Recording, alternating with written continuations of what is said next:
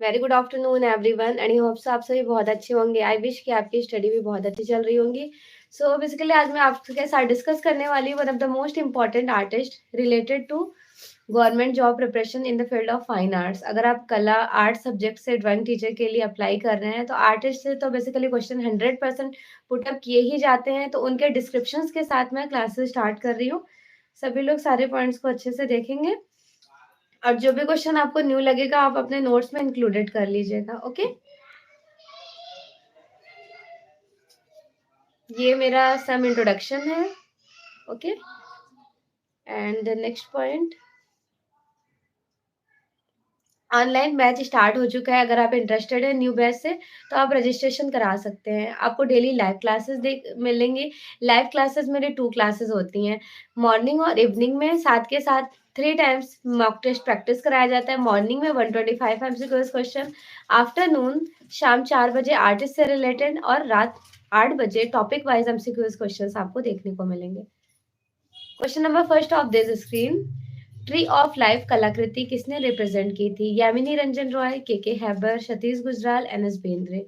Tree of life one of the most important painting done by Satish Gujral. Satish Gujral tree of life इन्होंने represent किए थे। इनका जन्म हुआ था 25 ऑफ दिसंबर 1925 झेलम में। लाहौर से एजुकेशन लेते हैं, ठीक है। बॉर्न प्लेस भी इनका झेलम पंजाब पाकिस्तान ही रहा था। इन्होंने 13 की एज में 13 साल के जब थे, कहीं पर 10 मेंशन होता है कहीं पर 13, इस टाइम ड्यूरेशन में इन्होंने सुनने की श्रवण शक्ति खो दिए थे। देन इन्होंने शिक्षा स्टार्टिंग एजुकेशन जो लिए थे वो मायो कॉलेज ऑफ आर्ट से लिए थे, बट कंप्लीट डिप्लोमा 1944 टू 47 के टाइम ड्यूरेशन में JJ school of arts Mumbai में इनरोल्ड हो जाते हैं। नेक्स्ट क्वेश्चन है स्क्रीन पर, राजस्थान ललित कला एकेडमी ने भवानी चरण गोई की कला यात्रा पर एक लघु चलचित्र मूवी को रिप्रेजेंटेशन दिए। कब? 1996, 1990, 1995 या फिर 1998? अकॉर्डिंग टू ऑप्शंस कौन सा करेक्ट आंसर हो जाएगा? तो राजस्थान ललित कला एकेडमी ने भवानी चरण गोई को कला यात्रा के लिए लघु चलचित्र मूवी बनाने का निर्माण 1995 के टाइम ड्यूरेशन का है। Description of this question, Bhavani चरण गोई का जन्म 1910 में बनारस में होता है। कला शिक्षा वीरेश्वर सेन के सानिध्य में लिए। वीरेश्वर सेन कौन है? तो ये यूपी के बहुत फेमस आर्टिस्ट हैं जो पोस्ट कार्ड साइज, छोटे छोटे से मिनिएचर साइज में पेंटिंग्स करते थे। मोस्टली पोस्ट कार्ड साइज के लिए वीरेश्वर सेन फेमस रहे थे। और नेक्स्ट पॉइंट है 1939 में लखनऊ कॉलेज ऑफ आर्ट्स में इन्होंने 5 साल का डिप्लोमा लिया। किसने? भवानी चरण गोई ने। लखनऊ से शिक्षा प्राप्त करने के बाद ये मयो कॉलेज ऑफ आर्ट्स में एज ए टीचर इनरोल्ड हो जाते हैं। 1959 में केंद्रीय ललित कला एकेडमी न्यू दिल्ली के सदस्य बने। देन 1958 में राजस्थान ललित कला एकेडमी के सदस्य रहे थे। उसके बाद लंदन प्रयास के दौरान पोर्ट्रेट पेंटिंग व एचिंग टेक्निक के लिए विशेष दक्षता हासिल करते हैं। महाराणा प्रताप, पृथ्वीराज चौहान, महात्मा गांधी, महारानी गायत्री देवी, इनके पोर्ट्रेट्स भी इन्होंने बनाए। 1995 में 1995 ईस्वी में भवानी चरण गोई की कला यात्रा पर राजस्थान ललित कला एकेडमी द्वारा लघु चलचित्र मूवी को रिप्रेजेंट किया गया। नेक्स्ट क्वेश्चन है, देवकी नंदन शर्मा द्वारा बनस्थली विद्यापीठ में भित्ति चित्रण कार्यशाला का प्रारंभ हुआ था। 1958, 1963, 1953 या फिर 1973? कौन सा राइट आंसर हो जाएगा बताइए। ओके,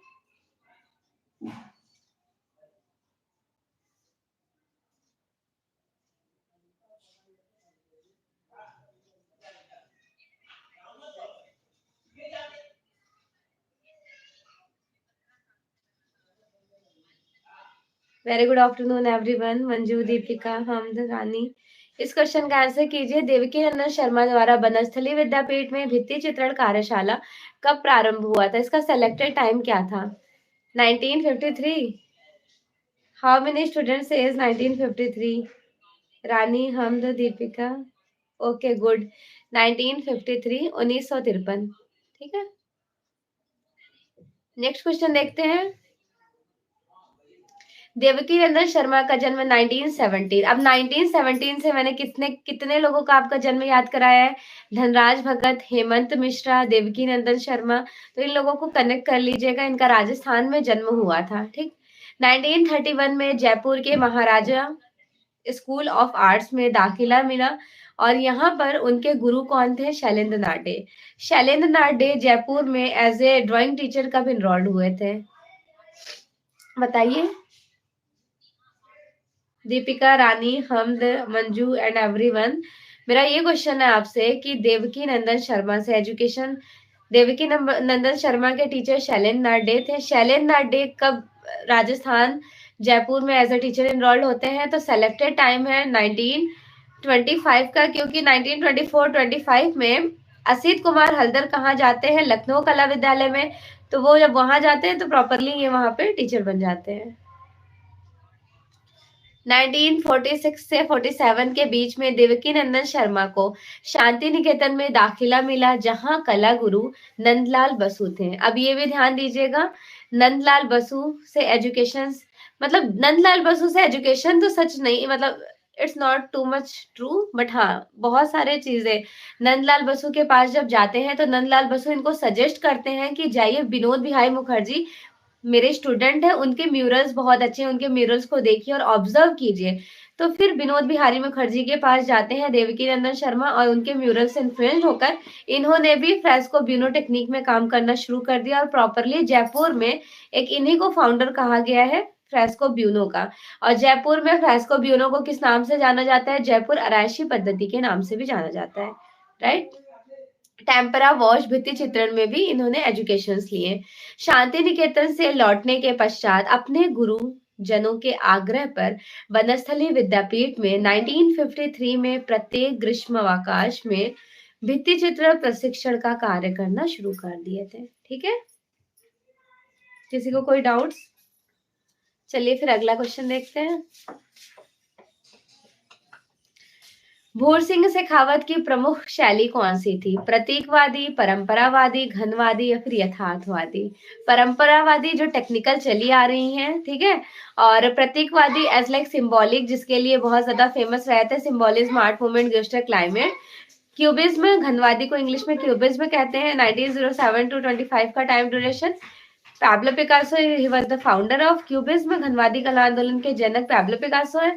यथार्थवादी क्या है? तो ये एक रियलिज्म आर्ट मूवमेंट है जो एज ए रियलिटी को शो करना, रियलिस्टिक को नहीं, रियलिटी को, जो सोसाइटी में रियल प्रॉब्लम्स है उनको फेस करना, उनको ऑब्जर्व करना। तो इस तरह की पेंटिंग्स कौन करता था? ग्यूस्टर कॉर्बेट करते थे। किस आर्ट मूवमेंट से बिलोंग करते हैं? ऑलरेडी आपको पता है कि ही वॉज द फाउंडर, मतलब ये जनक, जन्मदाता कहे जाते हैं यथार्थवादी कला आंदोलन के। तो अब बताइए भूर सिंह शेखावत की शैलियां कैसी थी? तो ये प्रॉपरली इंडियन है, तो इनकी शैलियों में कैसा वर्क देखने को मिलेगा? अरे वाह, वेरी गुड दीपिका। दीपिका का बिल्कुल राइट आंसर है, प्रॉपरली यथार्थवादी कहा जाएगा। मोस्टली इन्होंने लैंडस्केप्स वगैरह को रिप्रेजेंट किए थे। डिस्क्रिप्शन देख लीजिए आप। भूरी सिंह शेखावत का जन्म बीकानेर, राजस्थान में 1914 में हुआ था। भूरी सिंह शेखावत की कला शिक्षा sir JJ school of arts में रहा। 5 वर्षीय डिप्लोमा यहाँ से इन्होंने लिया और 1937 में पिलानी बिरला स्कूल के कला अध्यापक बन जाते हैं। देन उसके बाद उन्होंने आर्ट्स क्लब की स्टैब्लिशमेंट भी करते हैं। भूर सिंह शेखावत राजस्थान में यथार्थवादी चित्रकला के एक सशक्त स्तंभ के लिए फेमस रहे थे। देन नेक्स्ट पॉइंट है, आप अपने चित्रों में water colours, poster colours, oil colours, pastels, pencil सभी मीडियम्स का यूज करते हैं। उसके बाद भित्ति चित्रण के लिए इन्होंने कार्य किया जो दिल्ली, मथुरा, पटना के बिरला मंदिरों में बनाए गए हैं। लगभग 5 वर्षों तक रक्त कैंसर जैसे लाइलाज बीमारी से झेलने के कारण 15 मार्च 1966 को इनकी डेथ हो जाती है, age of 52। Just only 52 years के ये होते हैं। बाद में सेजा, गॉगन, हेनरी मैटिस, उनकी कला से प्रभाव पड़ा रहा था, मतलब इन लोगों का कुछ रिफ्लेक्शन था। तो ये कहा जाता है ना कि आर्टिस्ट पे कहीं ना कहीं रिफ्लेक्शन शो होता है, वेस्टर्न आर्ट का या फिर इंडियन किसी, जिससे वो इन्फ्लुएंस रहते हैं। नेक्स्ट पॉइंट देखिए, वरिष्ठता क्रम को क्रोनोलॉजिकल सीक्वेंस में अरेंज कीजिए। ये क्वेश्चन मुझे बहुत अच्छा लगा, मुझे लगा था कि स्लाइड में फ्रेम करते हैं, देखते हैं आप लोगों का क्या रिस्पॉन्स होता है। और एज के हिसाब से बताना है कि आफ्टर डेथ कैसे कैसे किसकी किसकी डेथ हुई है, डेथ के अकॉर्डिंग इन क्वेश्चंस को अरेंज कीजिए।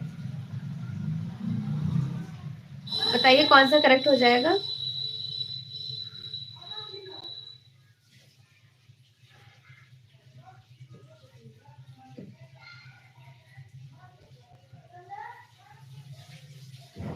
Okay good.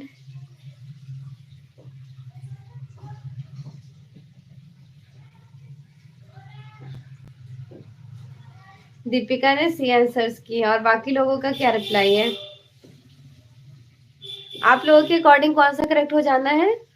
देखिए सबसे पहले फर्स्ट आर्टिस्ट एमएफ हुसैन, इनका डेथ टाइम क्या था? 2011।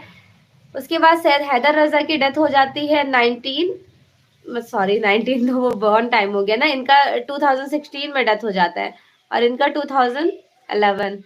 और सतीश गुजराल का डेथ होता है 2020 में। तो ये डेथ के अकॉर्डिंग इनको क्रोनोलॉजिकल सीक्वेंस में अरेंज किया गया। इनके थोड़ी थ्योरीज देख लीजिए वरिष्ठता के अकॉर्डिंग।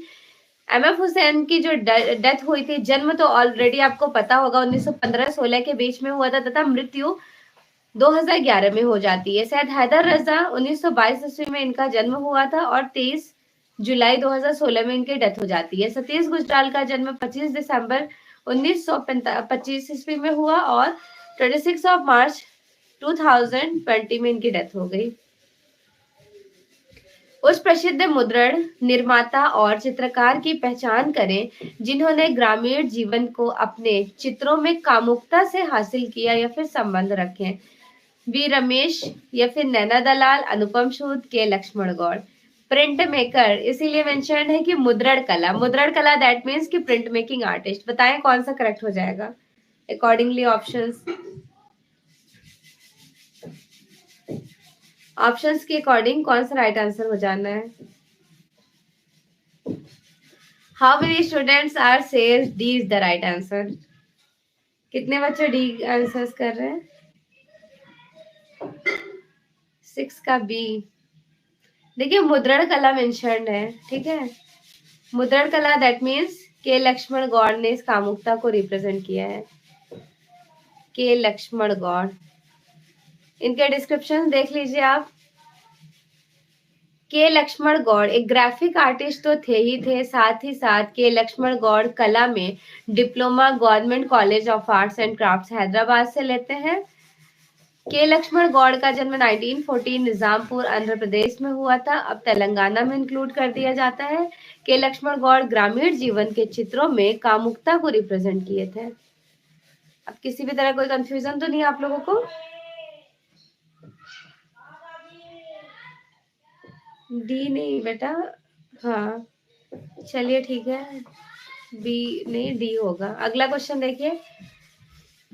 उस चित्रकार का नाम बताइए जिन्होंने काली श्रृंखला को रिप्रेजेंट किया था। सुनील दास ने, तैयब मेहता ने, के लक्ष्मण गौड़ ने या फिर ए रामाचंद्रन ने?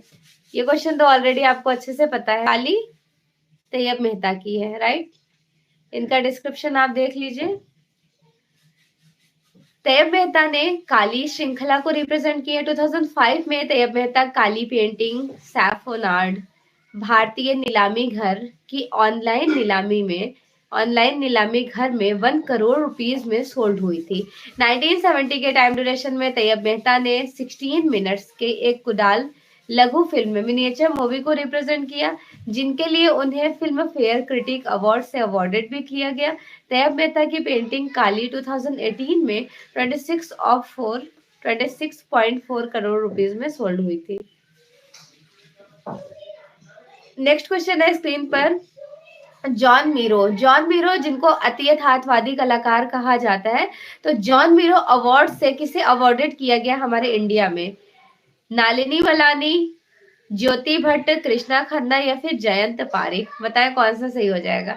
कितने स्टूडेंट को लगता है ए राइट आंसर है? वेरी गुड, सभी लोगों ने करेक्ट आंसर्स बताए हैं। नालिनी मालिनी, वेरी गुड अनुपम, वेरी गुड सुषमा।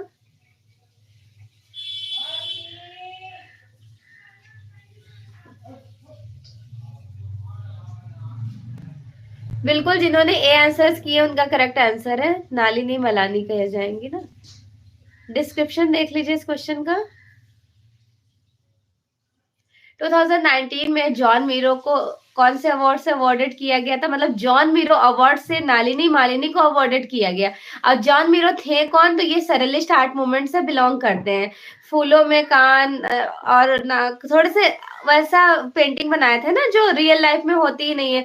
उन्होंने नाक में कुछ फ्लावर्स, नोज में फ्लावर्स, ईयर्स में कुछ जड़े वड़े ऐसे ऐसे करके डिफरेंट डिफरेंट कॉम्पोजिशन को एड ऑन किए थे, जिनको surrealism art movement as like dreamy life में, फैंटेसी लाइफ में रिप्रेजेंट किया जाएगा, हमारे एक्चुअल दुनिया में नहीं होता है। तो ये जॉन मीरो वही वाले जॉन मीरो है जो सरलिज्म आर्ट मूवमेंट से बिलोंग करते हैं। तो जॉन मीरो अवार्ड से हमारे इंडिया में किसको अवॉर्डेड किया गया, नालिनी मलानी को। नालिनी मलानी इंस्टॉलेशन के लिए बहुत ज्यादा पॉपुलर है, इन्होंने बहुत सारे इंस्टॉलेशंस को रिप्रेजेंट किए हैं। ठीक है, अगला पॉइंट है 2003 में प्रसिद्ध installation game pieces. Nalini Malani का फेमस रहा था। इंस्टॉलेशन आर्ट, डिजिटल आर्ट, मिश्रित माध्यम कला के एक नवीन टेक्निक्स को डेवलप करती हैं। देन 1991 में विवोन सुंदरम ने मेमोरियल नाम की स्थापना करके राजनैतिक वर्गीकरण प्रदेश का उजागरण किए।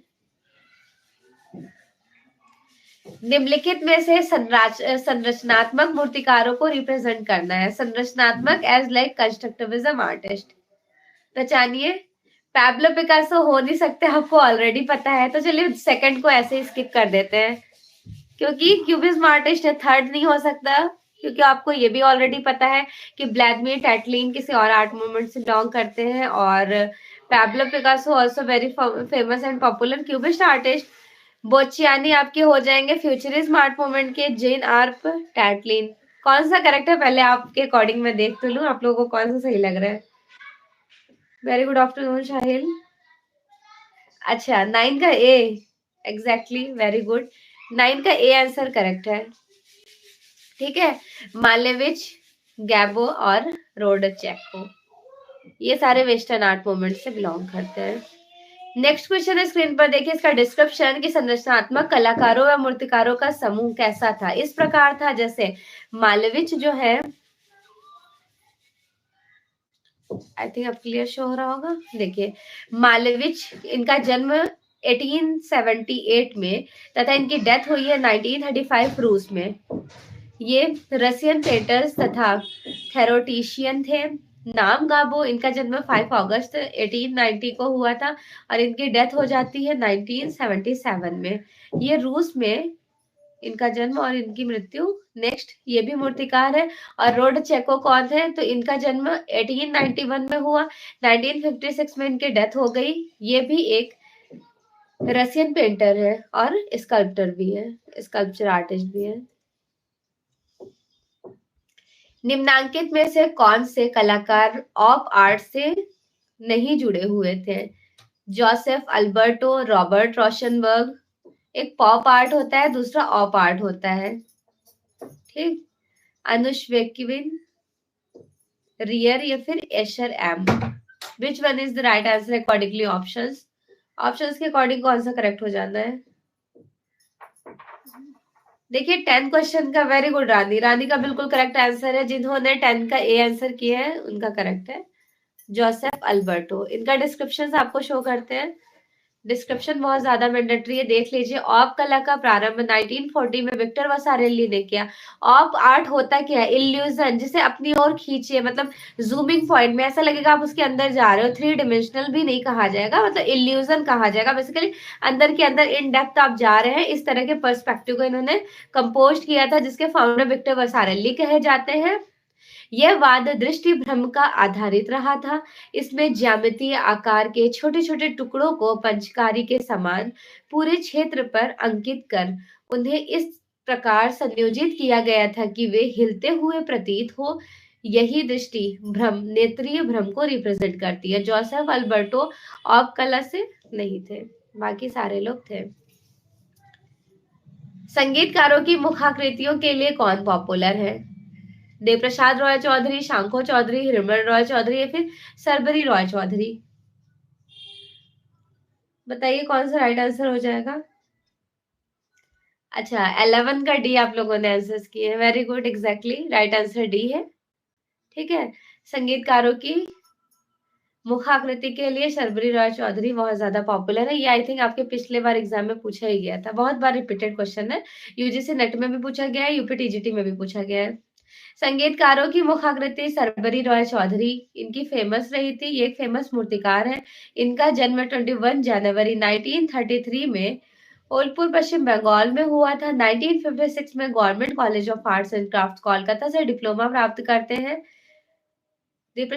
Sorry, Sharbari Roy Chowdhury MS university Baroda के ललित कला विभाग में मूर्तिकला की शिक्षा ग्रहण की। और इनके कला गुरु कौन थे? प्रदोष दास गुप्ता। ये क्वेश्चन पता है मेरे यूजीसी नेट के टाइम पूछा गया था। शर्बरी रॉय चौधरी के कला गुरु का नाम बताइए, ध्यान रखिएगा, प्रदोष दास गुप्ता। नेक्स्ट क्वेश्चन है स्क्रीन पर। कौन से राजनेता कार्टूनिस्ट थे? सुषमा स्वराज, अटल बिहारी वाजपेयी, बाल ठाकरे या फिर इंद्र कुमार गुजराल। सतीश गुजराल के भाई है इंद्र कुमार गुजराल। बताइए कौन सा करेक्ट हो जाना है?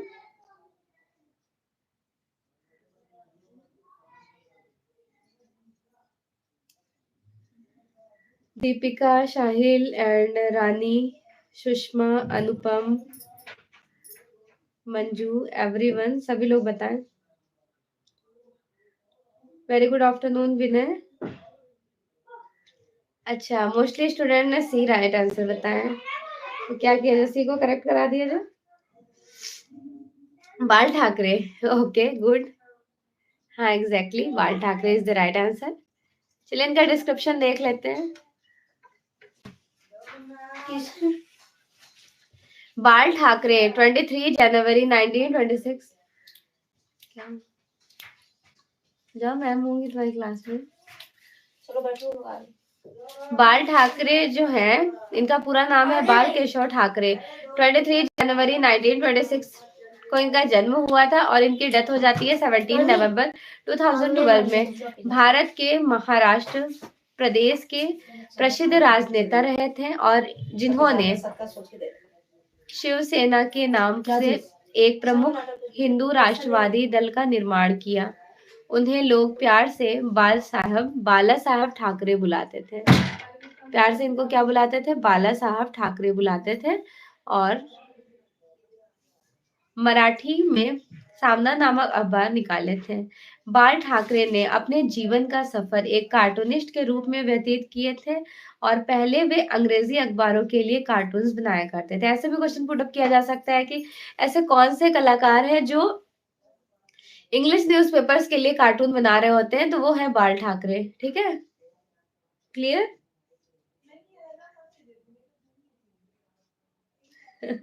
सभी ने राइट आंसर्स किए हैं। चलिए अगला देखिए। The Kiss one of the most important painting done by which artist? Jan van Eyck, Pablo Picasso, Gustav Klimt या फिर पॉल गॉगन? किसकी है ये फेमस?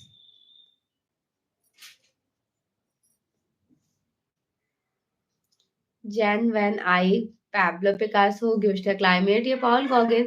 ऑफ कोर्स सभी को पता होगा कि ये फेमस पेंटिंग गुस्टर क्लाइमेट है। तो गुस्टर क्लाइमेट ने ये फर्स्ट पेंटिंग किस आर्ट मूवमेंट में रिप्रेजेंट किए थे? ये भी तो आपको पता होना चाहिए। तो गुस्टर क्लाइमेट बेसिकली फाउंडर कहे जाते हैं सिंबोलिज्म आर्ट मूवमेंट के, जिनको हिंदी में कहा जाता है प्रतीकवादी कला आंदोलन। तो प्रतीकवादी कला आंदोलन का द फेमस पेंटिंग है द किस।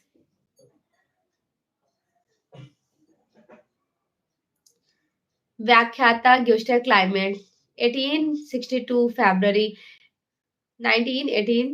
इनका जन्म, टाइम, ड्यूरेशन। ऑस्ट्रिया से बिलोंग करते हैं, ऑस्ट्रेलिया से। ये ऑस्ट्रेलिया के सिंबोलिस्ट पेंटर कहे जाते हैं, जिनको प्रतीकवादी कला आंदोलन कहा जाएगा। ग्यूस्टर क्लाइमेट ऑस्ट्रेलिया में वियना सिलेक्शन मूवमेंट के मेंबर्स भी रहे थे। ये अपने कला में जापानीज टेक्निक का डेवलप करते हैं और इनकी कुछ महत्वपूर्ण कृतियों में डांस भी फेमस है। 1908 में बनाए थे और द किस 1908 में बनाए थे।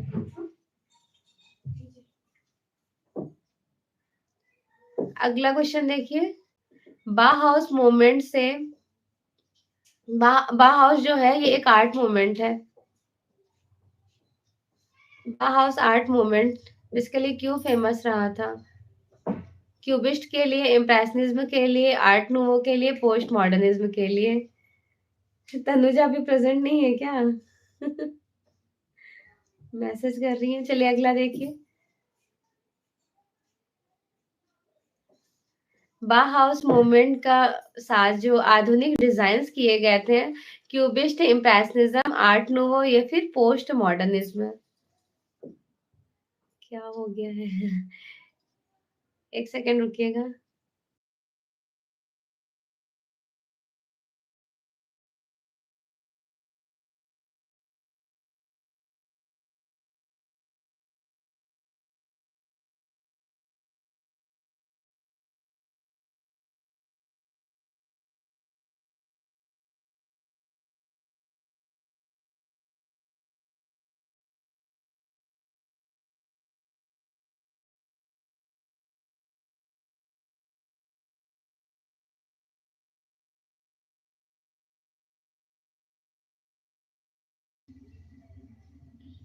चलिए नेक्स्ट पॉइंट देखिए।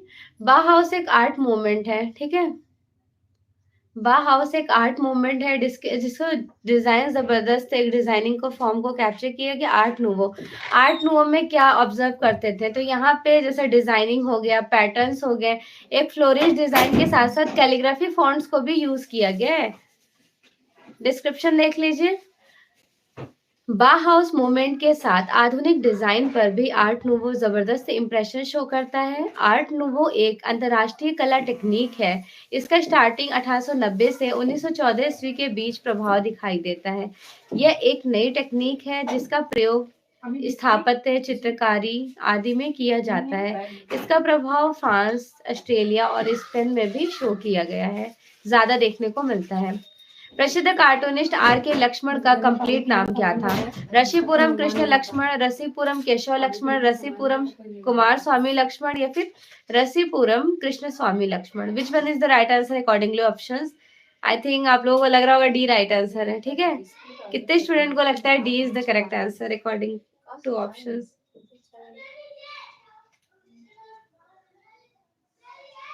शालिनी पूछ रही है कि बॉम्बे आर्ट क्या मैं अप्लाई कर सकती हूँ? नहीं, बॉम्बे आर्ट वाले नहीं कर सकते हैं।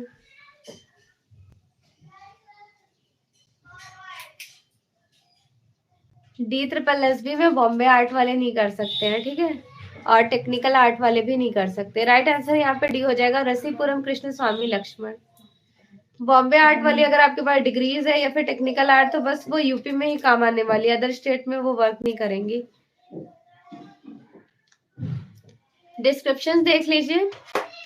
आर के लक्ष्मण का कंप्लीट नेम है रशीपुरम कृष्ण स्वामी लक्ष्मण। इनका जन्म 24 अक्टूबर 1921, जनवरी 2015 में डेथ हो जाती है। मैसूर कर्नाटक, ब्रितानी भारत में भारत के प्रमुख हास्य रस लेखक और व्यंग्य चित्रकार कहे जाते हैं। उन्हें the common man, the times of India के लिए प्रत्येक उनके प्रतिदिन लिखी जाने वाली कार्टून्स को रिप्रेजेंट किया जाता था, यू सेंड इट के लिए, ठीक है।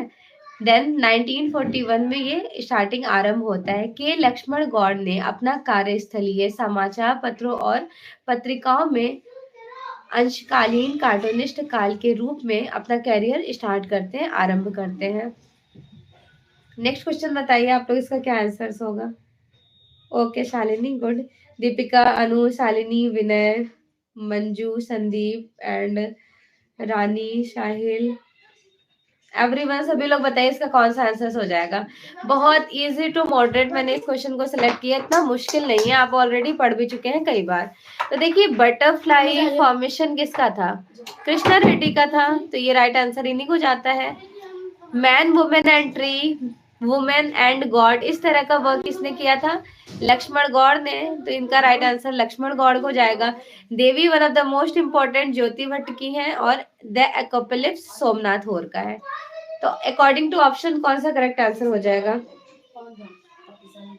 वेरी गुड इवनिंग शुभ।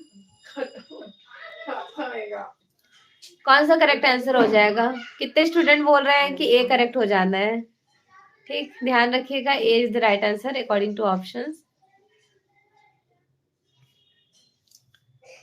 जयपुर ब्लू पॉटरी के पुनरुत्थान की पृष्ठभूमि में कौन सा वर्क को कैप्चर किया गया था? केवी जेना का, या फिर देवीलाल पटीदार का, कृपाल सिंह शेखावत, या फिर मनसिमर सिंह? देखिए, blue pottery Jaipur also you know very well, आपको अच्छे से पता है कि कृपाल सिंह शेखावत कहे जाएंगे, ठीक है। और केवी जैना ये भी एक फेमस सेरेमिक आर्टिस्ट है। सेरेमिक आर्टिस्ट कौन कौन सा हमने आपको याद कराया था? ईरा चौधरी, लिडिया मेहता, केवी जैना, ज्योति भट्ट और कृपाल सिंह शेखावत, ठीक है। और गुरुचरण सिंह भी हैं, जिन्होंने जन्मदाता कहा जाता है पोट्री के फील्ड में, जिन्होंने स्टैबल किया था दिल्ली में। वो कौन थे? गुरुचरण सिंह थे। एक एग्जीबिशन स्टैबल करते हैं ना, डिस्क्रिप्शन इनका देख लीजिएगा। कृपाल सिंह शेखावत की कला के प्रति अटूट साधना ने अपने अनेक पुरस्कार दिलाए। 1967 में हस्तशिल्प ब्लू पॉटरी को भी रिप्रेजेंट किया। देन साथ के साथ उत्कृष्ट प्रयासों के सम्मान स्वरूप इन्हें राष्ट्रपति पुरस्कार से भी नवाजा गया था। 1974 में आपको वर्ल्ड क्राफ्टमैनशिप काउंसिल न्यूयॉर्क ने विश्व के 10 सबसे अधिक प्रतिष्ठित शिल्पियों में से एक चुने गए, जो टेंटोरेटो के सम्मानित है। अल ग्रेको टेंटोरेटो ये यूरोप के कलाकार हैं। इनमें से कौन से कलाकार ऐसे हैं जो मायूसी को रिप्रेजेंट करते हैं, सैडनेस को? ये क्वेश्चन मुझे बहुत अच्छा सा लगा था, इसलिए मैंने अपनी स्लाइड में फ्रेम कर लिया। बताइए। हेलो तनु, कैसी हो? बार बार से आपका कमेंट आ रहा था, मैं क्लास ले रही थी, इसलिए मैं आपको रिप्लाई नहीं दी। अरे अरे अरे, इतना सारा कौन इतना कॉपी पेस्ट कर रहा है? क्या नाम है इनका? नाम भी एग्जैक्ट मेंशन नहीं है। यूपी टीजीटी का एग्जाम कब होगा? देखिए, मोस्ट प्रोबेबिलिटी कि आपके एग्जाम हो जाने चाहिए 2-3-4 महीनों में, बट एग्जैक्ट कोई अभी तक नोटिफिकेशंस नहीं आई हैं। 1 साल पहले से यूट्यूब पे लोगों ने बहुत सारे वीडियोस डाल रखे थे कि इस महीने होगा, उस महीने होगा, तो क्या एग्जाम हुआ? अभी तक नहीं हुआ, तो इसलिए मैं कुछ नहीं बता सकती हूँ यूपी टीजीटी के बारे में। जब नोटिफिकेशंस ऑथेंटिकली आ जाएंगी तब मैं आपको इन्फॉर्म कर दूंगी, ठीक है। उससे रिलेटेड एक वीडियो शेयर कर दूंगी, ओके। अनुपम बोल रही है, अब रहने दीजिए कॉपी पे, इतने कॉपी पेस्ट करने की क्या जरूरत है? मैं रिप्लाई दे देती, मैंने कमेंट्स देखा नहीं था। चलिए बताइए, इस क्वेश्चन का क्या आंसर होगा? मायूसी को किसने रिप्रेजेंट किया था? बताइए दीपिका। अरे वाह, क्या बात है, बहुत अच्छे आंसर्स किया आप लोगों ने। शैलोज मुखर्जी ने मायूसी को रिप्रेजेंट किए की है। अब देख लीजिए, कलाकार शैलोज मुखर्जी ने मायूसी को चित्रित किया। शैलोज मुखर्जी का जन्म 1907 ईस्वी में हुआ था कोलकाता से। कला शिक्षा इन्होंने ली। 1907 में हमारे कौन से स्कूल उसका इस्टेब्लिशमेंट हुआ था सोसाइटी का? तो Indian society of oriental arts का हुआ था, ठीक। Sorry, government school of arts Kolkata से इन्होंने एजुकेशन ली है। सैलोज मुखर्जी ने प्रारंभिक आधुनिक कलाकारों तथा अमृता शेरगिल के मध्य एक सेतु का कार्य भी की। सैलोज मुखर्जी के चित्र विदेशों में अधिक प्रसिद्ध रहा था और अंतर्राष्ट्रीय स्तर पर मान्य परिषद की सैलो द माइल के सदस्य भी रहे थे। सैलोज मुखर्जी के कला पर हेनरी मैटिस का बहुत ज्यादा इंप्रेशन था। मोदिग्लानी के समान आकृतियों का लचकदार भंगिमाओं को और मुगल व राजपूत शैली के ब्राइट कलर्स को कैप्चर किया गया था। ओके, अगला क्वेश्चन देखिए। कृष्णा रेड्डी की जो टेक्निक्स होती थी, मुद्रा टेक्निक, वो कैसी थी? रेशम लेखक, नक्काशी, श्यान कला मुद्रण, या फिर block, would block? Very good Anupam, exactly.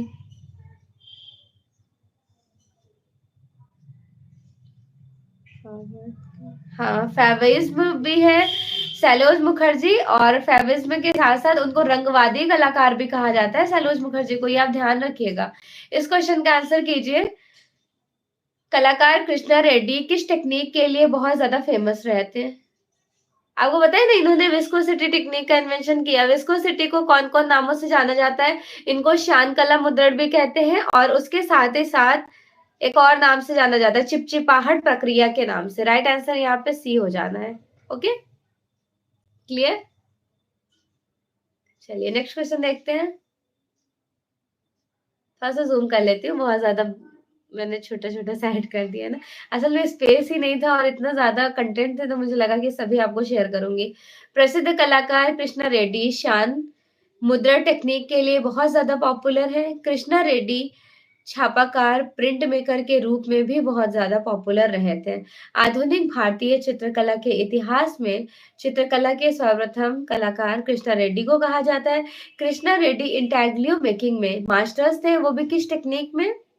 Viscosity technique में। एटलियर 17 के यहाँ पर सर विलियम हैथर से इन्होंने एजुकेशन लिए। इंडिया में पहले विस्कोसिटी टेक्निक के फाउंडर कहे जाते हैं कृष्णा रेड्डी।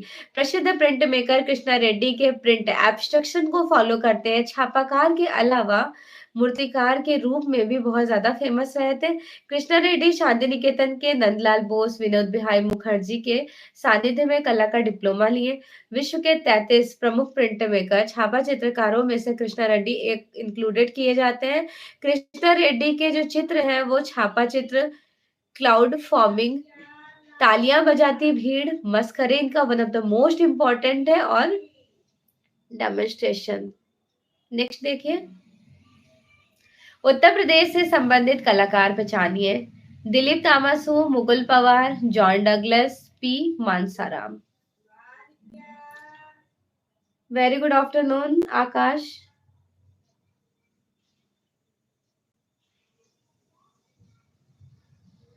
अच्छा, very very nice class, thank you so much. इस क्वेश्चन का आंसर कीजिए। वालेकुम अस्सलाम राना। क्या हुआ, नींद आ गई थी क्या? मैं आप लोगों को ढूंढ रही हूँ, मेरे सारे स्टूडेंट गायब थे, मुझे लग ही रहा था। ये तो आप लोग आराम कर रहे होंगे, थक जाते हैं क्या? सुबह जल्दी उठा देती हूँ मैं।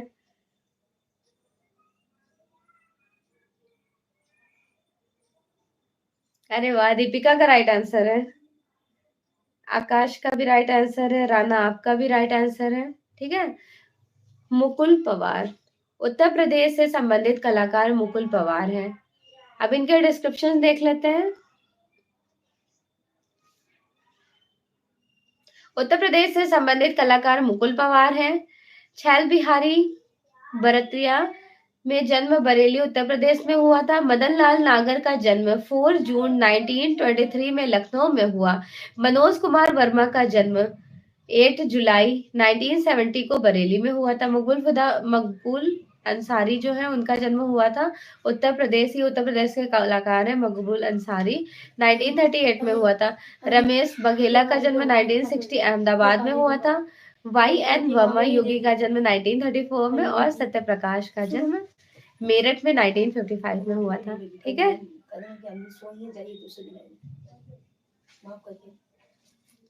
अच्छा अच्छा, ओके, हाँ।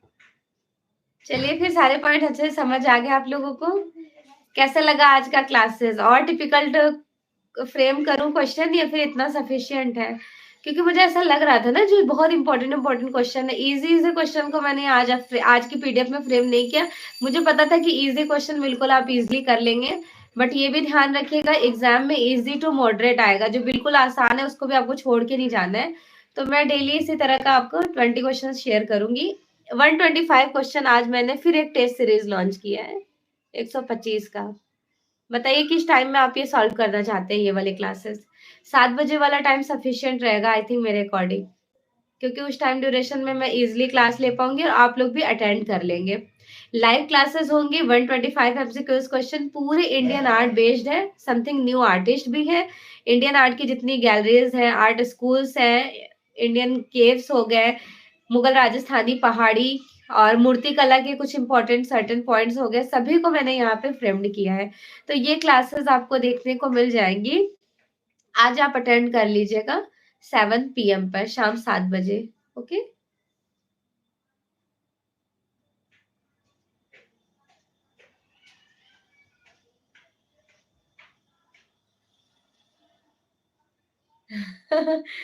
Most welcome. दीपिका बोल रही है आज की क्लास बहुत बेस्ट थी। पीडीएफ में बस अभी तुरंत शेयर करती हूँ। मुझे खुशी हुई कि आप लोग को अच्छा लगा।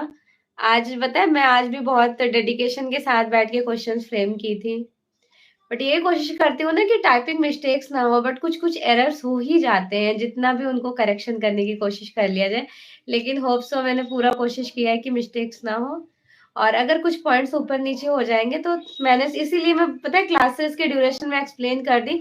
जब आप मेरी क्लास कर लिए, अब मैं आपको पीडीएफ शेयर कर दूँगी। जब पीडीएफ भेजूँगी बस अच्छे से आपको याद करना रहेगा। Okay? Very good afternoon Shraddha. Thank you so much.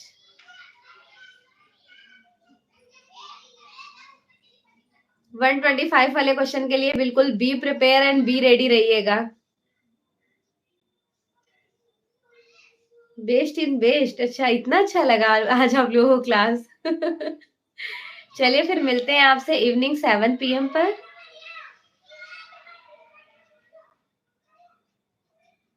हाँ, इंशाल्लाह ज़रूर मैं पूरी कोशिश करूँगी और अपना 100% दूँगी, और आप लोग तो ख़ैर बहुत मेहनत कर रहे हैं, मुझे पता है।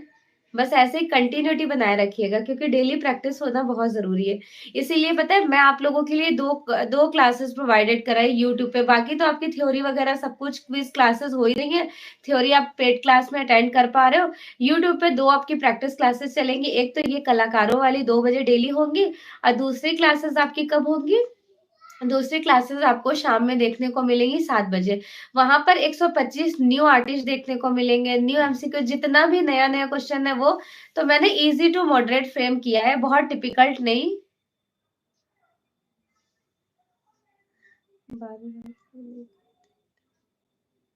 अच्छा, अच्छा दीपिका, इट्स ओके, कोई बात नहीं।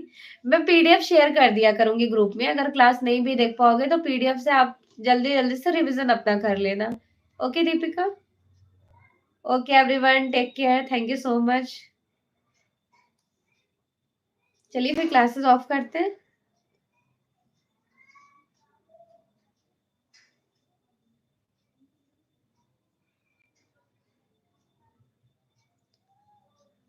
Okay. Thank you so much Vinay for appreciating me, इतना अप्रिशिएट करने के लिए।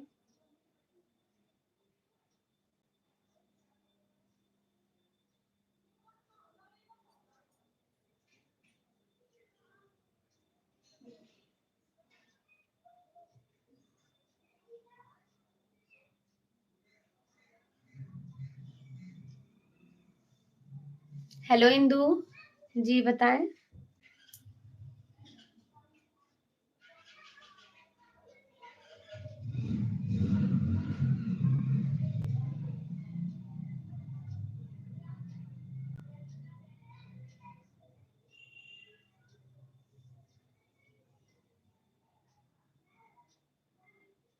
न्यू बैच ऑलरेडी स्टार्ट है, अगर आप इंटरेस्टेड हैं तो इस नंबर पे आप रजिस्ट्रेशन करा सकते हैं। ऊपर देखिए new batch start registration number mentioned है, आप आफ्टर क्लास मुझे कांटेक्ट कर लें, मैं सारे आपको इन्फॉर्मेशन शेयर कर दूंगी। Okay, thank you so much. मेरा सेकंड चैनल आप लोग ज़रूर से सब्सक्राइब कर लीजिएगा। जी, जी, बिल्कुल, डी ट्रिपल एसबी का बैच स्टार्ट हो चुका है, 27 जनवरी से ही, आई थिंक, हाँ, 27 जनवरी से स्टार्ट हो चुका है। जो क्लासेस आपकी मिस हुई हैं, वो रिकॉर्डेड फॉर्म में आपको क्लासेस मिल जाएँगी। अभी लाइव क्लासेस चल ही रही हैं। Indian art, western art, print making, sculpture, compositions और मेथड्स एंड मटेरियल हो गया, फंडामेंटल, सब कुछ कंप्लीट आपके साथ एक्सप्लेन किया जाएगा। आर्टिस्ट हो गए, print maker artist, sculpture artist, all completed the syllabus, follow NCERT patterns. Visual aesthetic art bye Zainab मेरा सेकेंडरी चैनल है, यहाँ पर आप जाके सब्सक्राइब कर लिएगा। अगर फ्यूचर में आपको आर्टिस्ट बनना है या फिर आर्ट टीचर में एक परफेक्ट आर्ट टीचर बनना है, आपकी पेंटिंग्स भी अच्छी होनी चाहिए, तो यहाँ पे मैं पेंटिंग डेमोन्स्ट्रेशन देती हूँ। सेकेंडरी चैनल तो मेरा एजुकेशन चैनल है ही। Okay, again very very thank you so much.